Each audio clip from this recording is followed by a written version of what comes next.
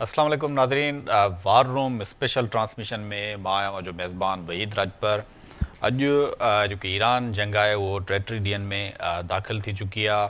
ان وقت پاکستان بھی جو جنگ بندی لا جی کوششوں ہیں ان جاری ہیں. چین کے دورے تے بھی جو پاکستان جو پرڏیہی وزیر ہے اسحاق ڈار وہ بھی ان وقت چین دورے تے نکتل ہے. کوششوں جے سفارتی کوششوں ہیں ان میں پاکستان جو کوششوں جاری ہیں. ان وقت ٹرمپ جو بھی پریزیڈنٹ ٹرمپ جو بیان بھی ساموں آयो ہے تو ایران جو نو صدر ہے ان جنگ بندی کے لیے درخواست ॾिनी ہے. جو پریزیڈنٹ ٹرمپ جی قوم کے خطاب بھی ہے ان جو سبھی کے انتظار ہے. ان میں یہ تجزیہ نگار یا دفاعی تجزیہ نگار ہیں ان جو یہ خیالات جنگ بندی جو بھی اعلان تھی سکے تو ان پوری صورتحال تے ॻाल्हि ॿोल लाइ असां सां जेको आहे अहमद नवाज़ हकिड़ो साहब हिन वक़्तु असां सां लाइन ते मौजूदु आहे. ओमान में जेको आहे उहो हूंदा आहिनि काविश जो कालम निगार आहे. ख़ुशूसी तौर ते जेके इंटरनेशनल अफेयर्स ते हकिड़े साहब जी ख़ुशूसी जेको आहे नज़र आहे. अहमद नवाज़ साहब हिन वक़्तु जेकी ईरान जंग आहे उहा टेटीह ॾींहंनि में दाख़िल थी चुकी आहे. अवां इन पूरी जेकी जंग आहे उनखे कीअं पिया ॾिसो, केतिरो नुक़सानु थियो आहे. ज़ाहिर आहे जंग में नुक़सानु थींदो, ॿिन्ही धुरनि जो हिन वक़्तु नुक़सानु थियो आहे, पर हिन में जेको आहे हिन पूरी जंग में जेकी मिडल ईस्ट जी सूरत हाल आहे कीअं पिया ॾिसो तव्हां? नहीं महिरबानी. जंग ईरान जे ख़िलाफ़ इज़राइली ऐं अमरीकी अगराई आहे ऐं नंगी जारियत आहे, गैर कानूनी जंग आहे. उनजो कोई अख़लाक़ी ऐं कानूनी कोई जवाज़ कान्हे. आलमी ताक़तूं पंहिंजी ताक़त जी जारियत जो मुज़ाहिरो रुॻो हिन दफ़े ही टियों चोथों दफ़ो ईरान सां ॻाल्हियूं हलंदे उन ते हमिलो करे चुका आहिनि. ऐं जंग आहे, ज़ाहिर आहे त जंग में जेके अगराई कंदड़ धुर आहे ऐं जेकी मुतासिर कंदड़ धुर आहे उहे ॿई सख़्तु मुतासिर थींदियूं आहिनि. ऐं जंग जे नतीजे में काफ़ी नुक़सानु थियो आहे. उहो न रुॻो इंसाननि जो नुक़सानु थियो आहे, फितरत जो नुक़सानु थियो आहे, जंगी नुक़सानु थियो आहे. ऐं हीउ सॼो वायुमंडल जेको आहे उन ख़िते जे अमन खे ऐं सलामतीअ खे ख़तरे में विझी छॾियो आहे. ऐं ईरान भरपूर अंदाज़ में पंहिंजे ख़िलाफ़ु कयल कारवाईअ ऐं अगराईअ जो सख़्तु जवाबु ॾिनो आहे मुख़्तलिफ़ फ्रंटनि ते. ऐं ईरान सां सलाहियल जेके इत्तेहादी धुरियूं आहिनि उहे जंग में मुलविस आहिनि, मतिलबु जंग में शामिल आहिनि ईरान जे पासे ॾांहुं. ऐं वॾी बहादुरीअ सां ऐं वॾे फ़ख़्र सां पंहिंजे वतन जो ऐं पंहिंजे ख़िलाफ़ु थियल अगराईअ जो मुक़ाबिलो करनि था. जंग में जिते अमरीकी अॾा आहिनि, बेसिस आहिनि, उन्हनि ते ईरान जवाबी कार्रवाई कई आहे. उन्हनि जा रेडार सिस्टम आहिनि ऐं जेको मिलिटरी इंफ्रास्ट्रक्चर आहे उन्हनि खे नुक़सानु पहुचायो आहे. इज़राइल जे काफ़ी शहरनि ते हमला थिया आहिनि. ईरान ते बि उनजे एयर डिफेंस सिस्टम खे 33 ॾींहंनि जे हूंदे बि ख़तमु न करे सघिया आहिनि, पर स्टैंड बाय ॿाहिरां बीही करे ॿाहिरां हिननि जा जहाज़ ऐं हिननि जा मिज़ाइल ईरान जे सिविलियन पॉपुलेशन ते, स्कूलनि ते, यूनिवर्सिटियुनि ते, हॉस्पिटल्स ते हमला थींदा रहिया आहिनि. ऐं नतीजे तौरु सॼी दुनिया जो जेकी दुनिया ज़ाहिर आहे सरमाएदारी सिस्टम में हिक ॿिए सां कनेक्टेड आहे. ऐं उनजो जेको सभ खां वॾी इंजन आहे उहो आहे ऑयल एंड गैस. उहो हिन खिते मां वञे थो 20% गैस ऑयल वञे थो, 30% गैस वञे थो. दुनिया जो 1/3 फर्टिलाइज़र हितां जो यूरिया आहे, ॿियो भाण ऐं ॿियो मिनरल्स हितां वञनि था. तंहिं करे यूरोप ऐं एशिया तमामु घणो मुतासिर थियो आहे. आस पास जा मुल्क मुतासिर थिया आहिनि. उन सां मुआशी तबाही थी आहे, प्राइसिस ऐं क़ीमतुनि में इज़ाफ़ो थियो आहे. इहो अॻिते हली करे ॿी शिकिल वठंदो ऐं ज़ाहिर आहे त उन्हनि मईशतनि में जेके इंडस्ट्री ऐं सनत आहे उहा स्लो थींदी, मईशतूं वेझणु शुरू थी वेंदियूं, कास्ट ऑफ लिविंग वधंदी वेंदी ऐं आहिस्ते आहिस्ते जेकॾहिं ॿियो न त 1973 वांगुरु जेकॾहिं तेल जेकॾहिं बंदि न थिए त तेल सां रिलेटेड इंफ्रास्ट्रक्चर, ट्रांसपोर्टेशन, लॉजिस्टिक उहा मुतासिर थी आहे ऐं मुमकिन आहे त मईशतूं स्लो डाउन थियनि या वेझी वञनि या जेको उन्हनि मईशतुनि में वाधारो आहे उहो उनजी रफ़्तार सुस्त थींदी। मजबूरी तौर इहा सूरत हाल आहे। अच्छा, हिकिड़ो साहिबु इहो बि हिन वक़्तु जेके जंगबंदी जे लाइ कोशिशूं थियनि पियूं, पाकिस्तान जो परॾे वज़ीर बि चाइना वियल आहे ऐं जेके अरब कंट्रीज़ जा जीअं सऊदी जो, टर्की जो फॉरेन मिनिस्टर बि हिते आयल हुयो। इहे कोशिशूं कीअं पिया ॾिसो? छा इन वक़्तु जेकी जंगबंदी आहे उन तरफ़ इहे जल्द जेकी ईरान जंग आहे उहा जंगबंदी थींदी या अञा हीअ जंग जेको आहे तवील थींदी? जेकी अॻिराई कंदड़ थुर आहे उन्हनि जो ख़्यालु आहे त हुननि जेकी अॻिराई कई आहे उहा तमामु घणी तेज़ीअ सां कार्रवाई कबी, हुननि जे सुप्रीम लीडर खे मारिबो, उते आवाम खड़ो थींदो ऐं पोइ वेंजुवेला वांगुरु असां जल्दी निकिरी वेंदासीं ऐं ईरान जी हुकूमत खे किराईंदासीं। पर उहा जेकी तकड़ी ऐं स्विफ्ट ऑपरेशन हुई उहा नाकाम थी ऐं पहिरें ॾींहं खां वठी उन्हनि राब्तो कयो, इटलीअ जे थ्रू ईरान सां ॻाल्हाइण जी कोशिशि कई वियो, ईरान उन्हनि खे जवाबु ॾेई छॾियो। हींअर बि डायरेक्ट ऐं इनडायरेक्ट टॉक्स ॻाल्हियुनि जी ईरान खुले तरह इनकार करे चुको आहे ऐं जेके ॻाल्हियूं हलनि थियूं, जेकी दोस्त मुल्क आहिनि उहे बुनियादी तरह विचां पैगाम रसाइनि था, जंहिंमें अमेरिका पंहिंजा 15 नुक़्ता ॾिना आहिनि त हिननि नुक़्तनि ते असां जंगबंदी कंदासीं, जेके नुक़्ता बुनियादी तौर ईरान खे सरेंडर करण जे लाइ आहिनि, पर ईरान उन ते क्लियरली चई छॾियो आहे त का बि सिधी ऐं अणसिधीअ तरह ॻाल्हियूं न आहिनि, पर जेके पैगाम जी अचवञ आहे उहा पई हले थी।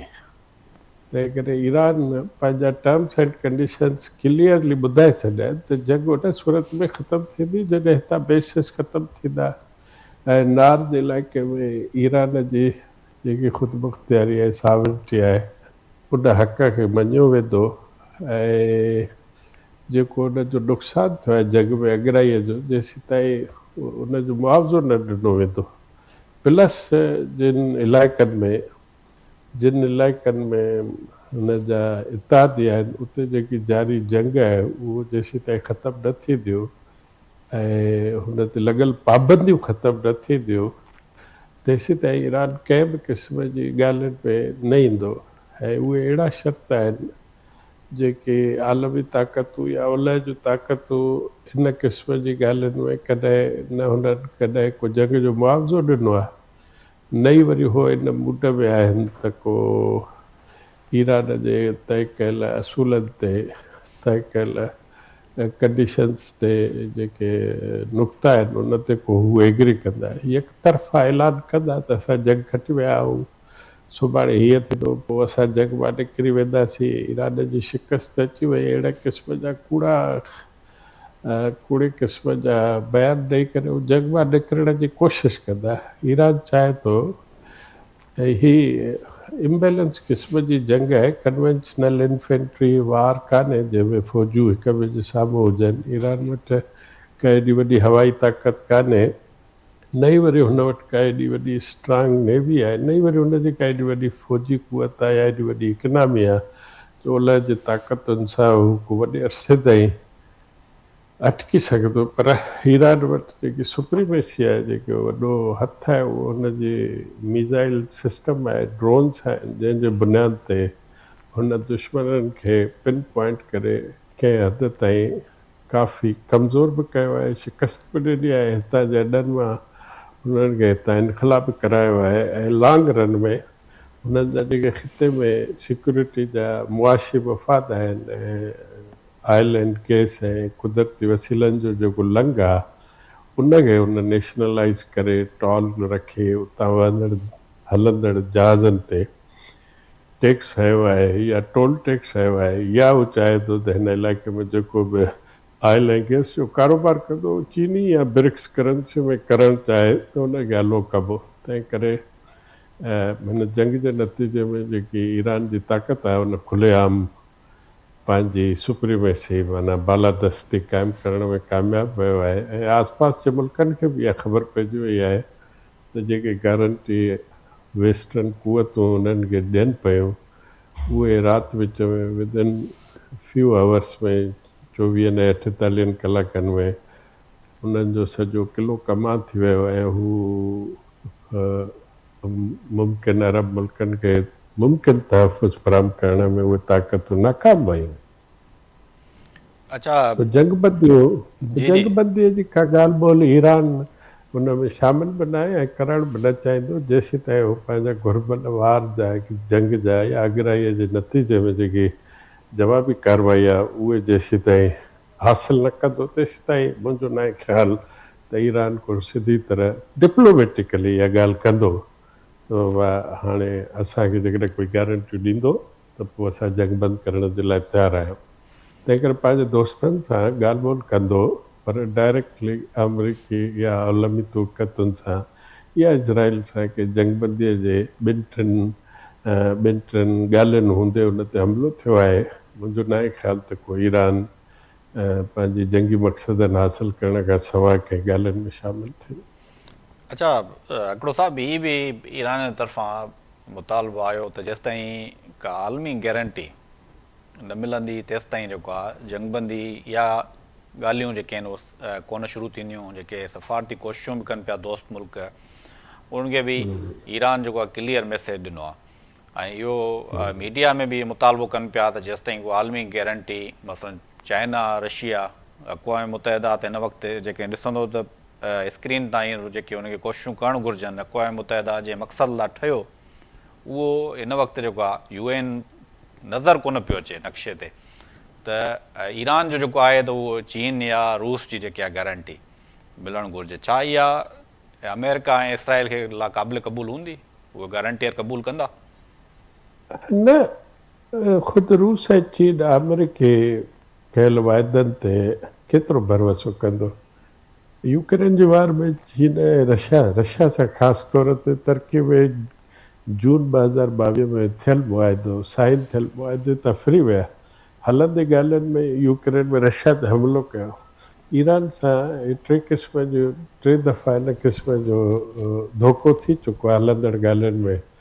उन्हनि जी पहिरियां फ़ौजी क़यादत वरी उन्हनि जो पोइ सुप्रीम लीडर पर ख़ुदि अक़वाम मुतहदा सेकेंड वर्ल्ड वार जो इदारो आहे उहो ठाहियो ई आलमी ताक़तुनि जे बचाव जे लाइ हो ऐं आलमी ताक़तुनि जॾहिं ग़ज़ा जे नस्ल कशीअ में आहे को वाज़िब किरदारु अदा न करे सघे UN ऐं न ई आलमी ताक़त अमेरिका या इज़राइल को UN या इंटरनेशनल लॉ जी या जंग जी ख़िलाक़ियत या कयल मुआदनि जी का पासदारी कई आहे। उनजी क्रेडिबिलिटीअ खे सिंधीअ में चवंदासीं जेको उनजी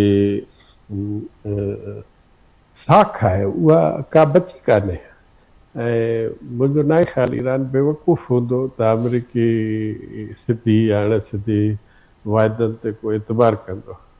हू जंग में रिप्रेशन जेको नुक़सानु आहे उहो भरे ॾियण जी ॻाल्हि ज़रूरु करे थो। उनजो मतिलबु इहो आहे त असांखे वाज़िब इंटरनेशनल गारंटियूं ॾिनियूं वञनि त आईंदा असांजे मथां का जंग न थींदी, असांजे मथां लॻल पाबंदियूं हटायूं वेंदियूं, असांजो हिन नार जे ख़िते में हरमुज़ जे ख़िते में जेकी असांजी ख़ुदि मुख़्तियारी आहे उनखे मञियो वञे ऐं इलाइक़े में जेके अॾा आहिनि उहे ख़तमु कया वञनि। ज़ाहिर आहे इहे जेके आहिनि मुतालबा उहे वेस्टर्न कुवतुनि जे लाइ सही सिधी माना शिकस्त आहिनि जेका शिकस्त जा हू आदी न आहिनि।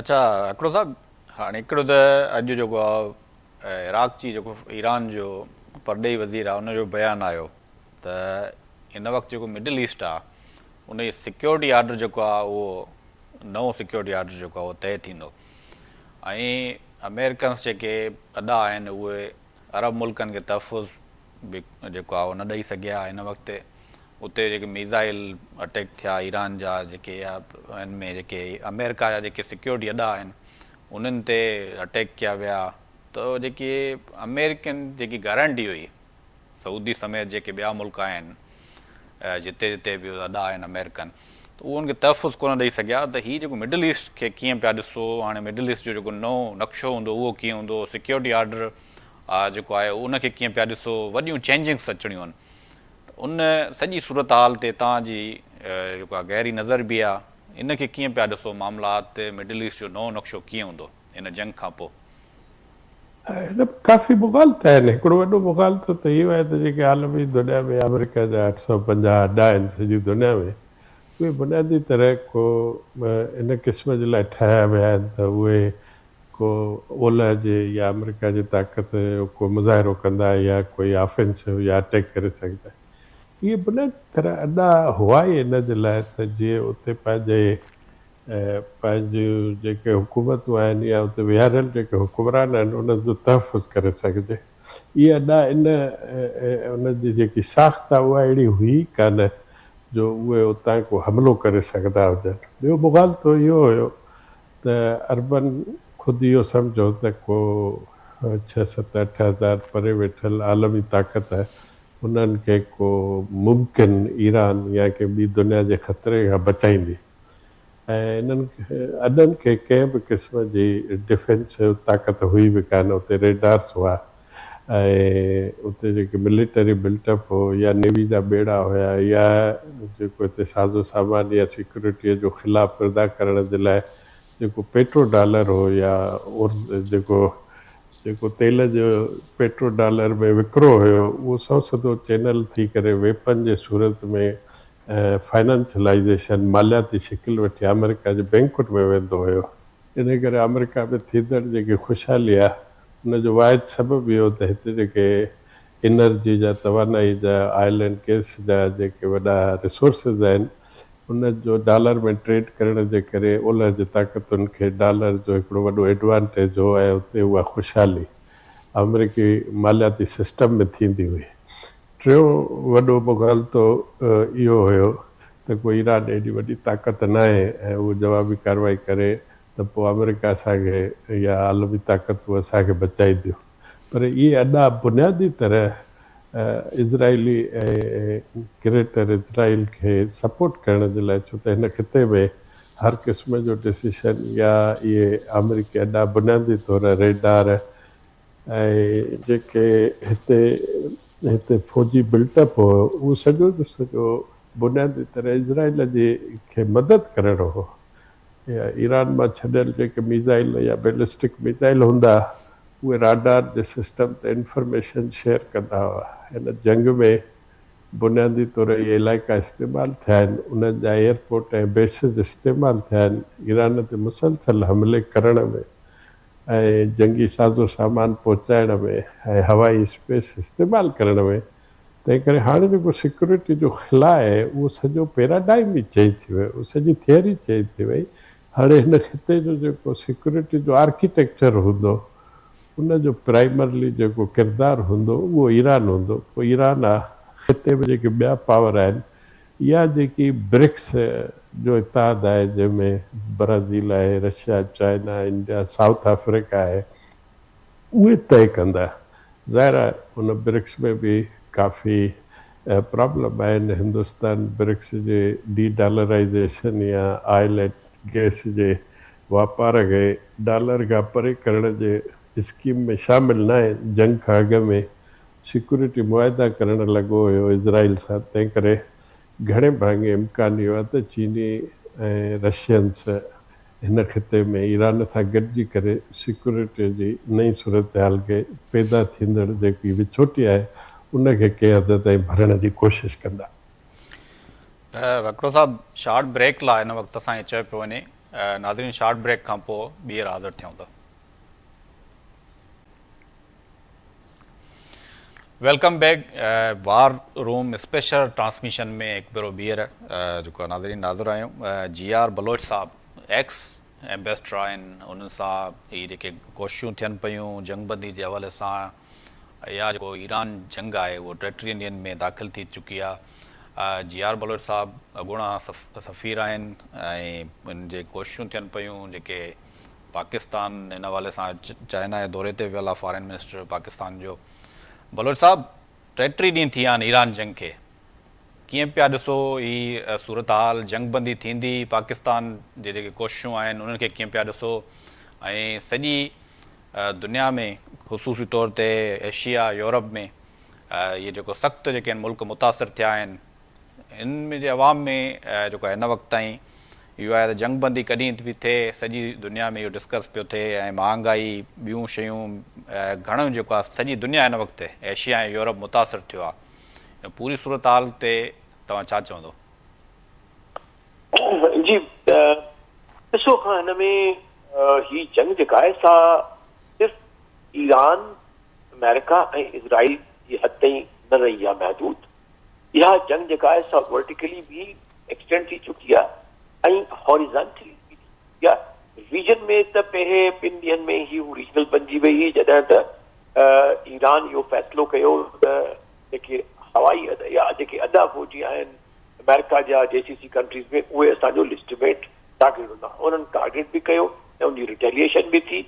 सो ऐं लिहाज़ सां थी वियो। हाणे उनजो सभ खां वॾो जेको असरु आहे सो पियो आहे दुनिया जी इकोनॉमी ते ऐं दुनिया जी फाइनेंशियल ऐं ऑयल मार्केट।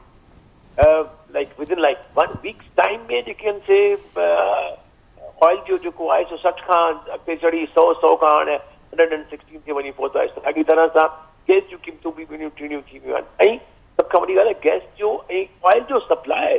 छाकाणि जो स्ट्रेट ऑफ हॉर्मोज़ मां तक़रीबन 20 सैकड़े खां मथे ऑयल ऐं 20 सैकड़ो खां मथे गैस दुनिया जी हितां गुज़रंदी आहे त वञी एशिया में ऐं ॿियनि मुल्कनि ते पहुचंदी आहे। ऐं ख़ासि तरह एशिया मुल्क जेके आहिनि, एशियन मुल्क आहिनि, आसियान जा ख़ासि तरह फिलिपीन आहे, थाईलैंड आहे, ऐं इहे सभु जेके आहिनि से इफेक्टेड आहिनि। सिर्फ़ु चाइना आहे जेके हिकिड़े ख़ासि अरेंजमेंट जे तहत ईरान मुसलसल ॿिए बि बाक़ी जेके मुल्क आहिनि उन्हनि खे हिकिड़ो डिघो प्रोसीजर करणो पए थो। लेकिन छाकाणि जो रिस्क वधी विया आहिनि, इंश्योरेंस ॿिनी चवणी थी वई आहे, लिहाज़ा उन लिहाज़ सां अघु बि वधी विया आहिनि ऐं मार्केट में शॉर्टेजेस बि आहिनि। सो उनजे करे बेरोज़गारी इंडिया में फॉर एग्ज़ाम्पल फिलिपीन में, थाईलैंड में फैक्ट्रीज़ बंदि थी वियूं आहिनि। जेको रोज़ जी कमाइण वारा जेके टैक्सी वारा, रिक्शे वारा, उन्हनि खे पेट्रोल कोन थो मिले पियो, आम माण्हू जी ऐं ॿियो फ्यूल कोन पियो मिले। तो हिकिड़ी आम माण्हू जी ज़िंदगी तमामु जेका आहे सा मुतासिर थी आहे। उनजे करे इन वार जी मुखालिफ़त पूरी दुनिया में आहे, बज़ाते ख़ुदि अमेरिका में आहे। 7 मिलियन माण्हू 17 मुल्क शहरनि में अमेरिका जे में कल जेके ॿाहिरि निकितल हुआ जंग जे ख़िलाफ़ नो किंग जेको मार्च उन्हनि कयो हुयो। सो आई थिंक हाणे जेको पब्लिक ओपिनियन आहे ग्लोबल, उहो बिल्कुलु इन जे ख़िलाफ़ आहे। ऐं ॿियो शायदि अमेरिका हिकु लिहाज़ सां अकेलो बीठो आहे। यूरोपियन यूनियन मुकमिल तरह सां न करे छॾियो आहे। ब्रिटिश चए थो त असां विल नेवर बी पार्ट ऑफ, असां कॾहिं हिननि जो हिसो न बणंदासीं कॉन्फ्लिक्ट जो। फ्रांस मना करे छॾियो आहे। स्पेन जहाज़ बि कोन थो गुज़रनि ॾे मथां। इटली बि साॻी तरह सां वेपन वारा जहाज़ नो वी विल नॉट अलाउ, छाकाणि जो हुननि जे इहा हिकिड़ी पार्टिसिपेशन हूंदी आहे जंग में। जेकॾहिं तव्हां जेकॾहिं को मुल्क अलाउ करे थो ॿिए हॉस्टाइल कंहिं बि कंट्री खे। सो आई थिंक इहो वॾो मैसेज आहे। ऐं उन ॻाल्हि ते ट्रम्प इलेक्शन बि आयो आहे ॾाढो सख़्तु, असां कोऑपरेशन न कयो अथनि, हाणे असां नेटो खे ई ख़तमु करे छॾींदासीं। That will be a good day for the world. लिहाज़ सां हाणे चइजाए की हिननि वटि घणो बारूद आहे इज़राइल ऐं अमेरिका वटि, आहे न कोई अख़लाक़ी जवाज़ आहे न कानूनी जवाज़ आहे। या जंग सही जेका असां मड़ी वई ईरान ते, हालांकि ईरान तयार हो, एग्रीमेंट थी वियो हो न्यूक्लियर ते, मिसाइल ते, सभु ॻाल्हियूं, लेकिन जो साइन थियण खां हिकिड़ो ओमान जे में विच में जेको सो टाकरी बि टियाकरी बि कई हुन में। तो हुन में ऐं हुन में बाद आर्टिकल आयो कल मुफ़सिल तरीक़े सां जेको ओमान जो फॉरेन मिनिस्टर हो हुन में जंहिं ॻाल्हि ॿोल पे कई त असां वी हैड ऑलमोस्ट रीच्ड। लेकिन छाहे त नेतन्याहू जेको आहे सो हुनजो हुनखे जंग खपंदी ऐं हुनखे इहो खपंदो त कंहिं तरह सां अमेरिका पाण में विढ़नि ऐं अमेरिका खे धिको ॾिनई जंग में। ऐं हाणे बि ट्रम्प चवे थो, काफ़ी सारा चवनि था त असांखे धिको ॾिनो वियो वार जे अंदरि। तो हाणे धिको ॾिनो वियो आहे, तव्हां ॿाहिरि निकिरो। Now the demand is this from हिज ओन कंट्री। जेके अंदरि जा माण्हू से चवंदा त गेट ऑफ इट, छाजे लाइ असां जो जेको हार्ड अर्न मनी जो टैक्स पैसो तव्हांखे शायदि सभिनी असांजे सावेन खे ख़बर हूंदी आहे, मोस्टली दुनिया खे ख़बर आहे 30 खां 40% जेको आहे सो हुते रेट हूंदो आहे। जेकॾहिं हिकिड़ो माण्हू $1000 कमाए थो त उन मां 400 जेके डॉलर से टैक्स मिलनि था, ऐं उहे ई टैक्स जा पैसा जेके ऐं आम माण्हू खां पैसा अचनि था, उते बि सेल्स टैक्स 17% आहे। उहो ई पैसो वरी फ़ौज जा परवाना लिखे थो गरीब माण्हुनि जे लाइ, मुस्लमाननि जे लाइ, मुस्लिम जे लाइ, ऐं मस्जिदूं जलाए थो, स्कूल जलाए थो, घर जलाए थो, हॉस्पिटल जलाए थो, एम्बुलेंसिस जलाए थो। उहो ॾियनि था इज़राइल खे त वञी तव्हां इहो ज़ुल्म जो बाज़ार गरम कयो, इहो ब्लड शेडिंग जेका छा कयो वञी। So I think enough is enough. तो हाणे पाकिस्तान उन लिहाज़ सां ॾाढो बहितरीन स्टैंड खयो आहे। उहो पंहिंजो अमन जूं कोशिशूं करे पियो, जंहिंमें हिकिड़ो जेको लास्ट संडे ते हिकिड़ो इजलास जेको थियो थियनि। अच्छा बलोच साहब, ही बि हिन वक़्तु बलोच साहब इहो बि ॾिसूं पिया त ट्रंप खे जेको आहे हिन वक़्तु इंटरनल एक्सटर्नल जेको आहे उहो सख़्तु प्रेशर आहे। को बि इत्तेहादी जेको आहे नेटो जा जेके मेंबर आहिनि या जेके आहिनि जा तारीख़ी तौर ते जेके इत्तेहादी रहिया आहिनि, जेके अंग्रेज़ मुल्क आहिनि, बर्तानिया, कैनेडा थियो, ठीकु आहे, ऑस्ट्रेलिया, हिन वक़्तु यूरोप जेको आहे हुन तारीख़ी तौर ते इत्तेहादी रहियो आहे अमेरिका जो। हिन वक़्तु इत्तेहादी बि साथ ॾियण लाइ तयारु न आहिनि। अमेरिका जो जेको अवाम आहे उहो एतिजाज पियो करे। मथां जेको मिड टर्म इलेक्शन आहिनि, अमेरिका हिन वक़्तु जेको आहे अवाम उन जो मुखालिफ़ आहे ट्रंप जी जेकी पॉलिसीज़ जो। हिन वक़्तु जेके 17 शहरनि में मुज़ाहिरा बि थिया। तव्हां कीअं पिया ॾिसो ही जेके कोशिशुनि जे बावजूदि बि ईरान ॻाल्हाइण लाइ तयारु न आहे, त हिन खे माना कीअं पिया ॾिसो तव्हां पूरी सूरत हाल खे?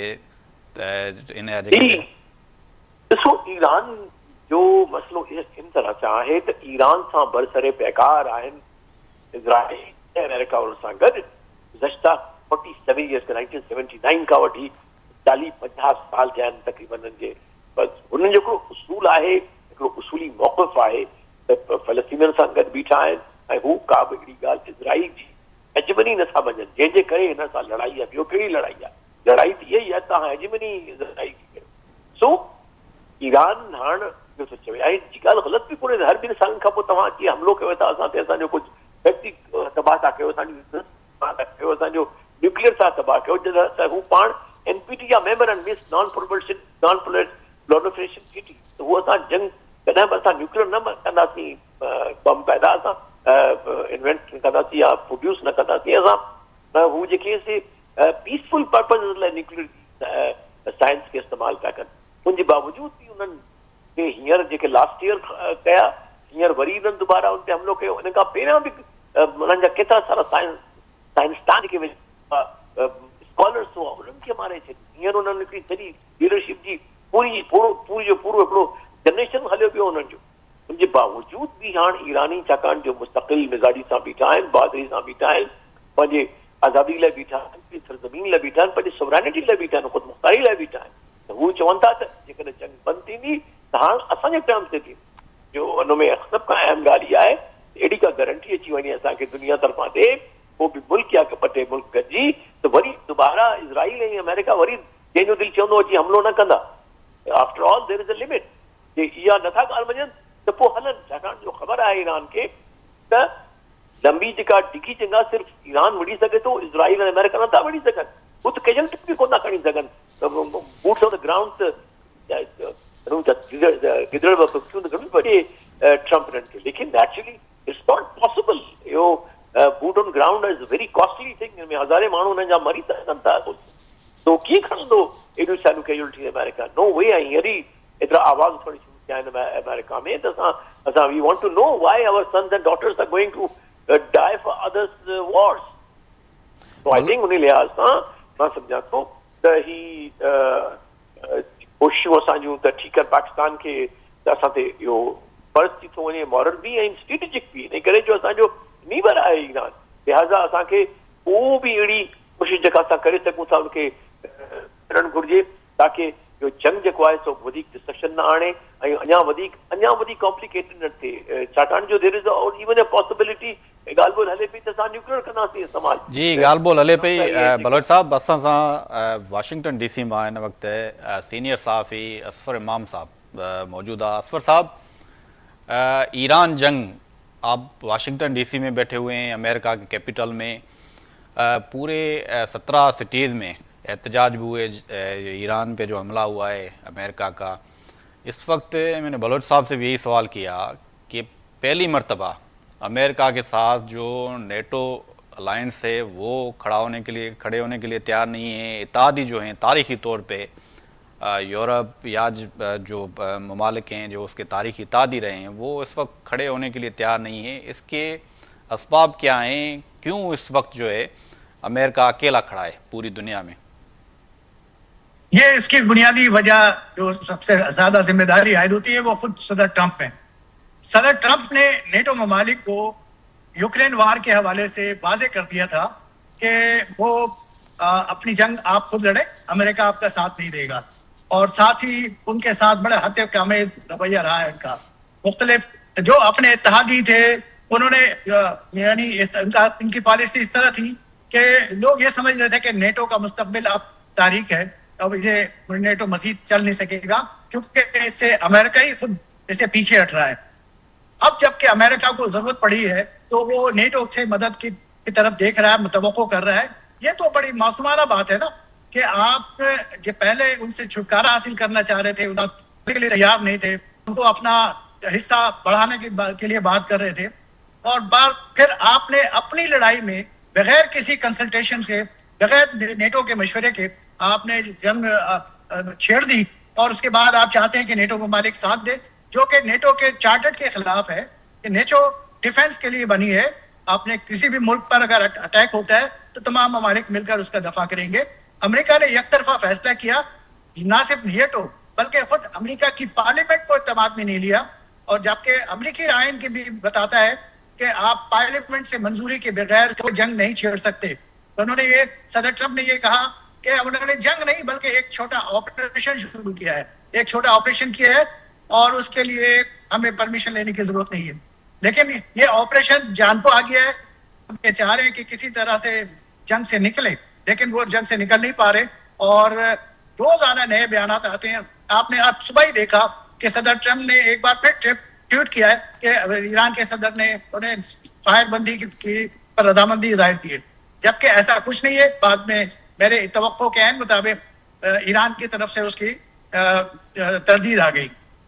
امریکہ میں صدر ٹرمپ کی ان پالیسیوں کی وجہ سے خود ٹرمپ کے اوپر بہت دباؤ بڑھ رہا ہے، خود اندرونی طور پہ دباؤ ہے۔ آپ نے نیٹو اور اتحادی ممالک کے دباؤ کو سمجھ لیا، اب اندرونی طور پہ دباؤ یہ ہے کہ اس ہفتے جو احتجاجی مظاہرے ہوئے تھے صدر ٹرمپ کی پالیسیوں کے خلاف، مجموعی تمام پالیسیوں کے خلاف، اس میں جنگ بھی شامل ہے، اس میں امیگریشن پالیسی بھی شامل ہے، جس سے امریکہ کو بڑا سخت نقصان پہنچ رہا ہے۔ یہاں پہ سخت امیگریشن پالیسی اور تمام قانون سے بالاتر اقدامات کے نتیجے میں یہاں افراتفری اس طرح کی صورتحال ہے کہ مین پاور کی شارٹیج ہو گئی ہے۔ اب جو عام صفائی ستھرائی اور جو عام کام، چھوٹے موٹے جو کام ہیں، اس کے لیے لوگ نہیں مل رہے۔ مختلف صنعتوں کو، مختلف اداروں کو مین پاور کی بڑی شارٹیج شروع ہو گئی ہے۔ دوسری طرف مہنگائی میں اضافہ ہو رہا ہے، جبکہ صدر ٹرمپ نے کہا تھا کہ مہنگائی وہ فوری ختم کریں گے اور یہاں روزگار کے مواقع پیدا کریں گے۔ یہاں بے روزگاری کی شرح بھی ماضی کے مقابلے میں ابھی زیادہ 4.4 کی شرح چھو رہی ہے۔ تو اس طرح یہ تمام اپنی پالیسی میں مکمل طور پہ ناکام نظر آتے ہیں صدر ٹرمپ۔ یہی وجہ ہے کہ امریکہ میں ان کی مقبولیت کم ہو کر کوئی 26% رہ گئی ہے۔ ان حالات میں جو ابھی مڈ ٹرم الیکشن ہونے ہیں، اس میں آپ کو پتہ ہے کہ نتائج کیا آئیں گے۔ ابھی حال ہی میں ایک الیکشن مارو لوگوں کے ایریا میں جو فلوریڈا کے اندر ہے، جہاں جو گڑھ تصور کیا جاتا ہے، جہاں مارو لوگوں کا رہائش ہے صدر ٹرمپ کی، وہاں سے ایک ڈسٹرکٹ 54 کے الیکشن تھے، اور وہاں صدر ٹرمپ جو پچھلے الیکشن میں بڑے مارجن سے جیتے تھے، اس بار وہاں بہت بری طرح شکست کھائی ہے، تو ان کی پارٹی ریپبلکن کو شکست ہوئی ہے۔ تو بہت توقع کی جا رہی ہے کہ اس سال نومبر میں جو انتخابات ہیں اس میں ریپبلکن پارٹی بہت بری طرح شکست کھائے گی، اور کانگریس میں، اسپیشلی کانگریس میں اور سینٹ میں امید ہے کہ یہ توازن جو ہے نا، طاقت کا توازن قائم ہوگا، اور ڈیموکریٹ وہاں پہ آ جائیں گے۔ اور ان صدر ٹرمپ کے خلاف اب تک 2 امپیچمنٹ کی تحریکیں فائل ہو چکی ہیں، ان میں سے ایک جو کانگریس نے منظور بھی کر لی تھی، لیکن بعد میں سینٹ نے اس کو منظوری نہیں دی، اور وہ بھی اس طرح کہ وائس پریزیڈنٹ کو اپنا ووٹ استعمال کرنا پڑا تھا۔ تو اب یہ توقع کی جا رہی ہے کہ ایک امپیچمنٹ کی تحریک ان کے خلاف آئے گی اس وقت جب کانگریس میں ڈیموکریٹ اکثریت میں آ چکے ہوں گے اور اس کے بعد سینٹ کے اندر بھی توازن قائم ہو جائے گا. اس وقت تو صورتحال یہ ہے سینٹ میں, کانگریس میں, یہاں تک کہ سپریم کورٹ میں بھی ان کے نامزد ریپبلکنز کی تعداد زیادہ ہے اور ان کو کسی طرح کا کوئی پرابلم نہیں ہونا چاہیے تھا, لیکن خود ان کی پالیسی کی وجہ سے خود ریپبلکنز کے اندر بہت ناراضگی ہے اور یہی وجہ ہے کہ آپ دیکھیں کہ ان کے امپیچمنٹ کی تحریک بھی کامیاب ہو رہی ہے. تو یہ امریکہ میں صدر ٹرمپ کے لیے بہت مشکلات ہیں. آپ نے جو وجوہات پوچھی کہ اتحادی ساتھ کیوں نہیں دے رہے, وہ اس کی سراسر ذمہ داری صدر ٹرمپ کے اوپر عائد ہوتی ہے. اچھا اسفر صاحب, یہ انٹرسٹمنٹ کی جو تحریک آئے گی یہ امریکہ کی تاریخ میں دوسرے پریزیڈنٹ ہوں گے. جی بالکل, یہ اور بہت چانسز ہیں کہ یہ اس بار امپیچمنٹ کی کامیاب ہوگی, کیونکہ پچھلی بار آپ نے یاد ہوگا کہ ایک بار یہ اپنے اختیارات کا غلط استعمال کرتے ہوئے یوکرین پر دباؤ ڈال کر اور جو ان کی جو امداد ہے اس کی مالی امداد ہے اس کو روک کر اور دباؤ ڈالا تھا کہ آپ کسی طرح یہ سابق صدر بائیڈن کے بیٹے کے خلاف کارروائی کریں, ایک سیاسی فائدہ اٹھانے کی کوشش کی تھی. اچھا اسفر صاحب, سے ہوئی تھی. دوسری امپیچمنٹ جو ہے وہ پارلیمنٹ پہ چڑھائی کے حوالے سے ہوگی. لوگوں کو یاد ہوگا کہ انہوں نے پارلیمنٹ پہ چڑھائی کر دی تھی تو اس کے حوالے سے ہوئی تھی. تو یہ دونوں, اب یہ تیسری امپیچمنٹ یہ پارلیمنٹ کو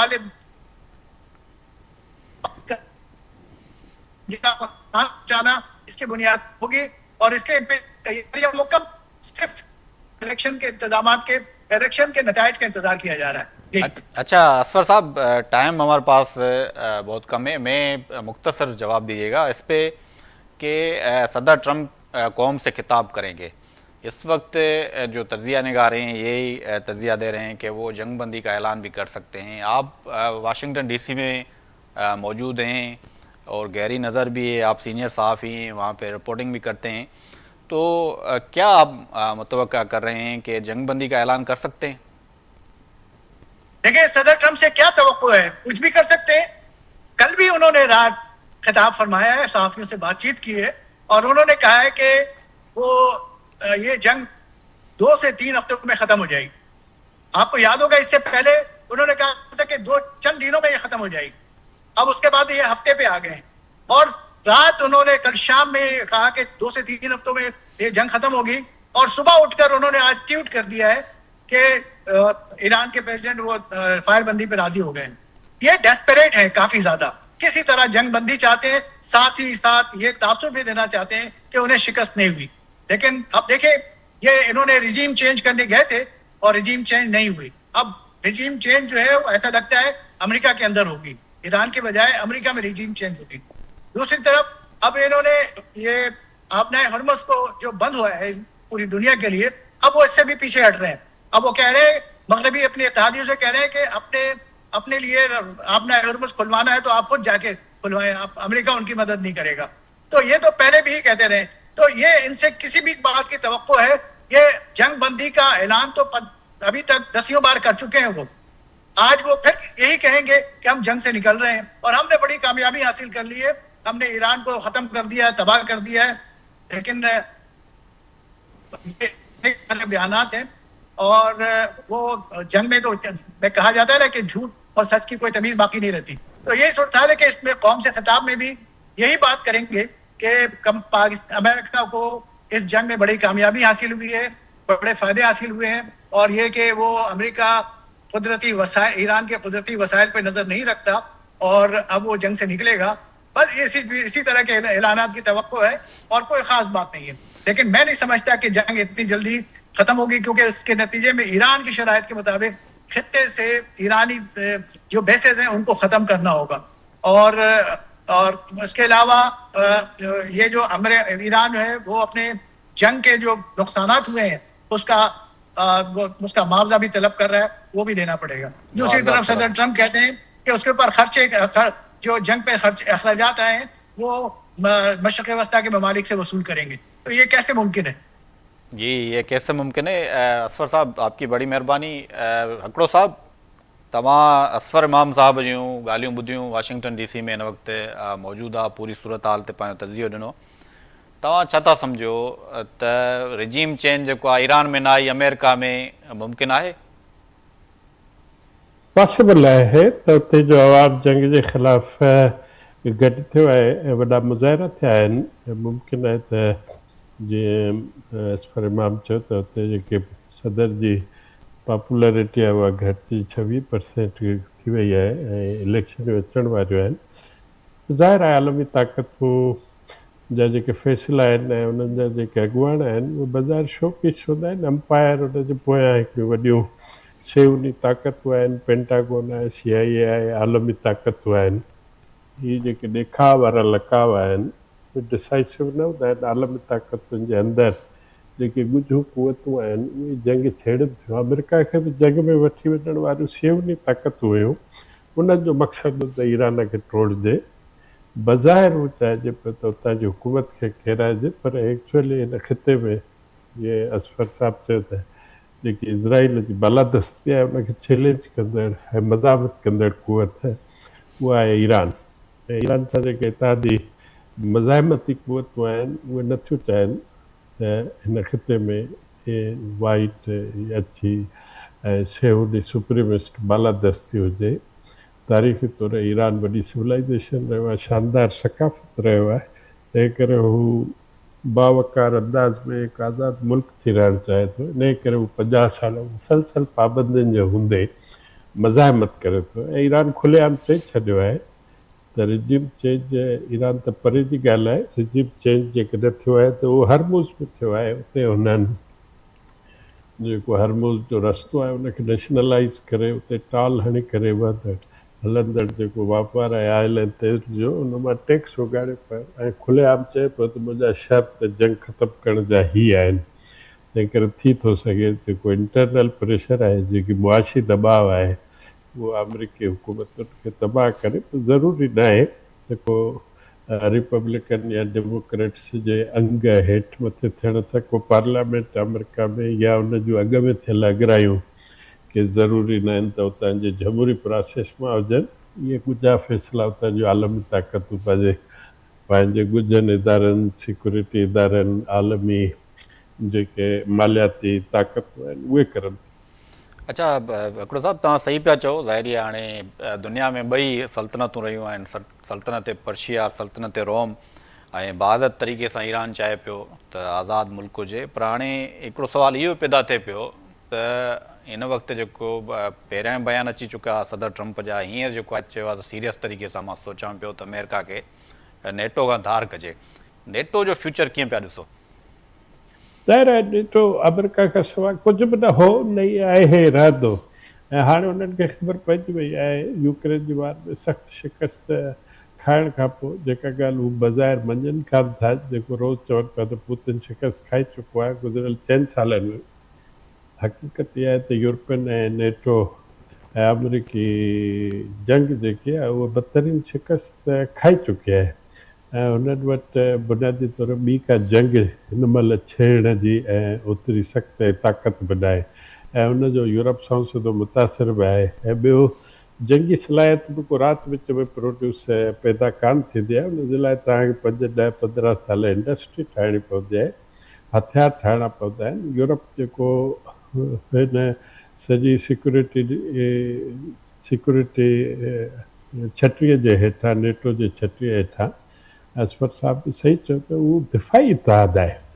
जेकॾहिं को मुल्क अॻिराई कंदो त नेटो उनजो बचाव कंदो, पर जॾहिं तव्हां अॻिराई कयो था कंहिं मुल्क जे ख़िलाफ़ त ज़रूरी न आहे त यूरोपी ताक़तूं अॻ में ई यूक्रेन जी जंग जे करे रूसी कुदरती वसीलनि, तेल जे वसीलनि ऐं तवानाई वसीलनि खां महरूम थींदी रही आहे।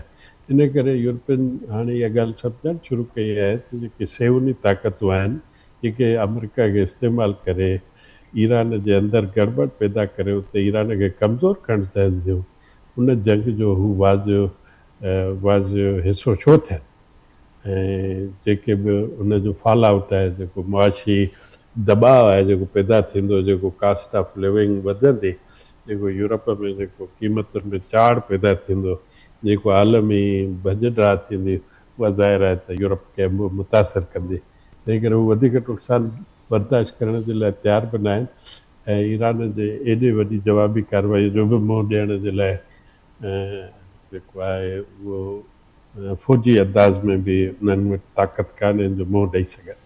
अकड़ो साहब, जी.आर. बलोच साहब मुख़्तसिर टाइम सां हाणे घटि आहे। अच्छा अकड़ो साहब, जी.आर. बलोच साहब जेको लाइन थोरो डिस्टर्ब थी आहे, मां तव्हां खां इहो सवाल कंदुमि त हींअर जीअं असफर इमाम साहब चयो त जंगबंदी जो ऐलान बि थी सघे थो, मुख़्तसिरनि छा सदर ट्रंप इन जो ऐलान करे सघे थो जो क़ौम खे ख़िताब कंदो? हू यकतरफ़ा कंदो, छो त हू इन ॻाल्हि जा आदी न आहिनि त को खुलेआम शिकस्त तस्लीम कंदा या जंग जा नुक़सान भरे ॾींदा या खुलेआम पाबंदियूं हटाईंदा या कंहिं मुहज़िब अंदाज़ में को ईरान सां इंगेज थी करे पुरअमन क़िस्म जी का जंगबंदी कंदा या बाद में ॻाल्हियूं कंदा या कंहिं इलाइक़े में थींदड़ जेके झगड़ा आहिनि उनजो को निबेरो चाहींदा। हाणे हुन जी कैलकुलेशन जेकी हुई उहा इहा हुई त हू जल्दी में वेंदा हुते हुकूमत किराईंदा ऐं जेकी सयूदी ताक़तूं आहिनि उनखे ख़ुशि करे वेझोला वांगुरु वापसि ईंदा, पर हाणे इहो मुमकिन कान्हे को ऐं हू सम्झनि था त शिकस्त नज़र अचे थी, हुननि वटि बारूद जी बि खोट आहे ऐं तमामु घणो 7-8 हज़ार किलोमीटर परे हुनजी नेवी बि जवाबु ॾेई चुकी आहे।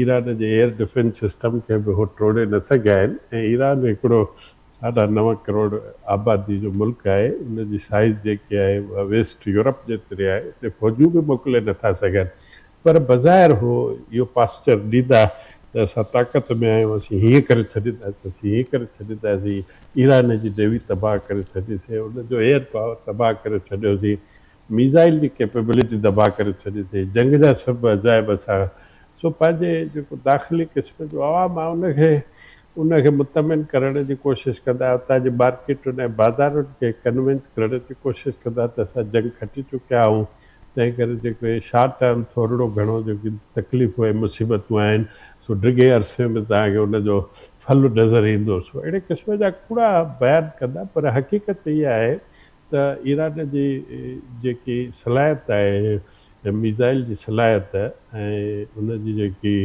फ़ौजी सलाहियत जंहिं तरीक़े सां हुन रिटेलिएट कयो आहे ऐं ज़ाहिर आहे हुन जवाबी कार्रवाई कई आहे, उहो जवाबी जंग करण जो हक़ बि रखे थो ऐं जंग इलीगल बि आहे ऐं गैर इख़लाक़ी बि आहे ऐं नंगी जारियत आहे, मुसलसल जारियत थी आहे, तंहिं करे ईरान ऐं पूरी शिया आबादी ऐं ख़िते में माण्हुनि खे तमामु घणो ताव आहे ऐं हू सभु हुनजो हमदर्दियूं ईरान जे वसी अवाम सां आहिनि, हुकूमत सां बि आहिनि। ईरान जे हुकूमत में अंदरि भले उनजी मुखालफ़त भले हुजे, पर ॿाहिरी अगराईअ जे मुक़ाबले में उतां जो अवाम पंहिंजे हुकूमत सां बीहण खे वधीक ॿधीअ जो मुज़ाहिरो कंदो, इन करे ईरान।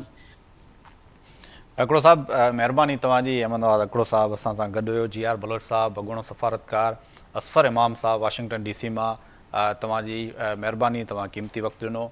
ऐं नाज़रीन, तव्हां तज़िया निगारनि जूं ॻाल्हियूं ॿुधियूं। उन्हनि जो चवणु आहे त सदर ट्रंप जो क़ौम खे ख़िताब कंदो, उन में जंगबंदी जो बि जेको आहे गैर मशरूत तौर ते को ऐलान करे सघे थो ऐं ऐलानियल जेको आहे इहो जेको आहे शिकस्त तस्लीम कोन कंदो, पर इहो आहे त रिजीम चेंज कूड़ी दावा करे का बि जेको आहे उन में जंगबंदी जो ऐलान करे सघे थो। ऐं हिन वक़्तु हिकिड़े साहिब जो जीअं चवणो हुयो त जेकी मिडल ईस्ट जी नेटो ऐं अक़वाम मुतहिदा जे हवाले सां बि जेके ॻाल्हियूं थियूं, उनजो जेको आहे नक्शो मिडल ईस्ट जो बि तब्दील हूंदो, जेके इताद आहिनि उन्हनि जा नवां इताद ठहंदा पूरी दुनिया में, मिडल ईस्ट समेत पूरी दुनिया में हिकिड़ी जेको आहे नवां इताद ठहंदा ऐं वॾियूं तब्दीलियूं ईंदियूं। पंहिंजे मेज़बान वहीद राजपर खे वार रूम स्पेशल ट्रांसमिशन मां ॾींदा इजाज़त। अल्लाह हाफ़िज़।